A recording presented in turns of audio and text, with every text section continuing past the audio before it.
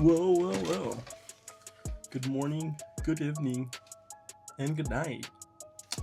Today we have an unexpected news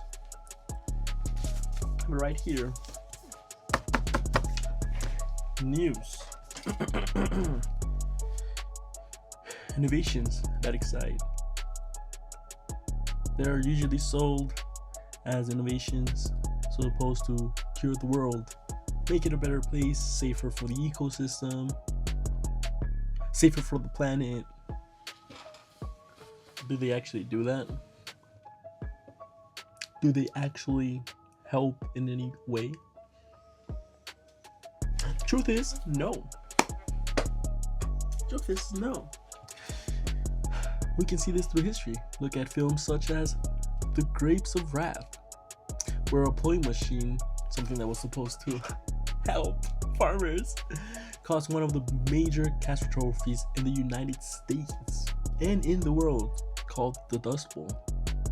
So this brings me to my question. Just because you can build something, should you?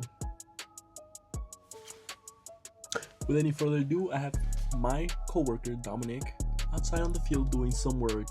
Take it over. Thank you, Dominic, for passing it to me. I have breaking news right now. Right now, we're currently hidden in the forest of the streets and concrete. Right behind me. You can see that it's one of those. It's an EV, but not one EV. It's one of the worst. It's a Tesla. And you might ask, why this car right here? Why one of these cars are so dangerous for the planet? What if they're sold as good things, as things that are supposed to save the planet? How are they not helping the planet? Well, that's a valid question that I'm here to answer. Well, the answer is simple. Building one of these cars right here actually produces a lot of toxic waste. Actually, in the state of California, they've been cited multiple times for air pollution, and in Austin, they have been cited multiple times again for that little car. Why?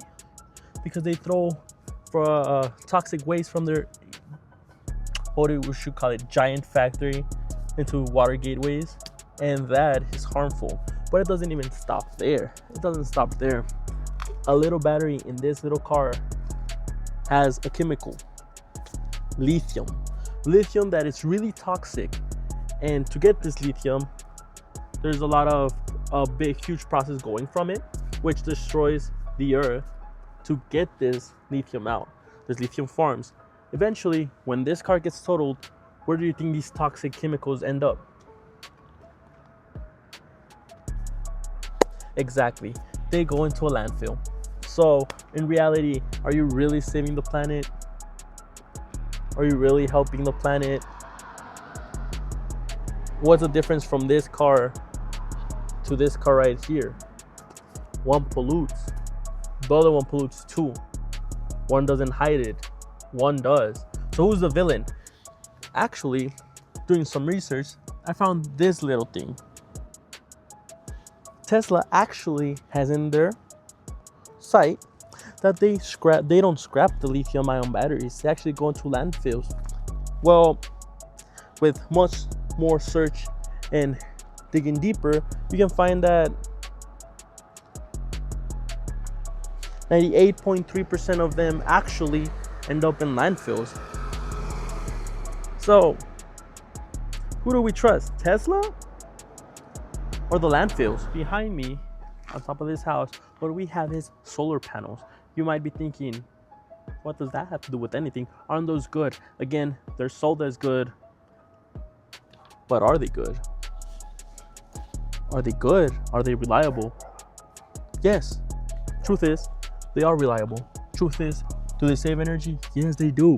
But even though there's a realistic option of recycling these, the fact of the matter is that's the least taken choice.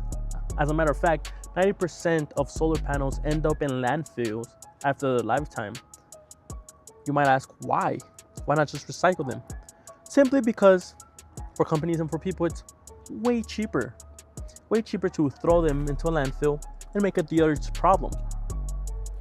Why pay more? Why?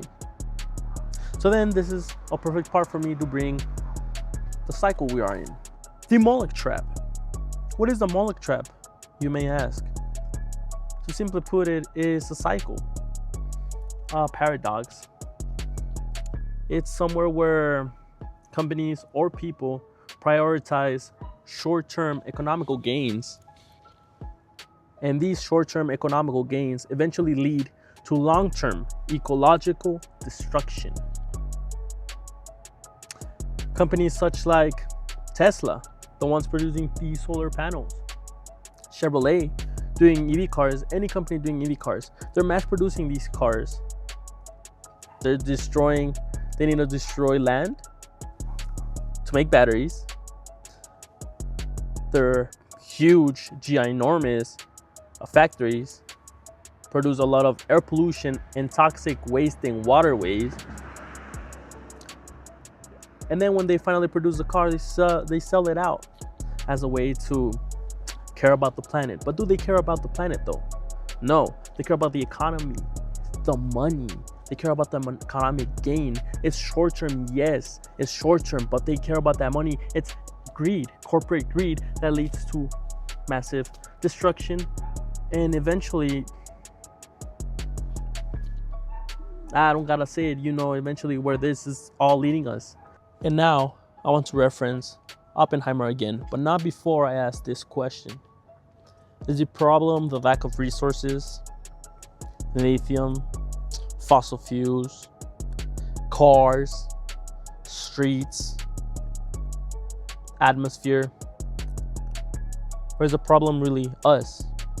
Does the problem have a human shape, form? Now, more than ever, we can draw a comparison to Oppenheimer himself, the father of the atomic bomb. And this is where I want to ask you, what is the problem? And to reference Oppenheimer in the film, I'm going to use his famous quote, "And now I have become death, the destroyer of worlds."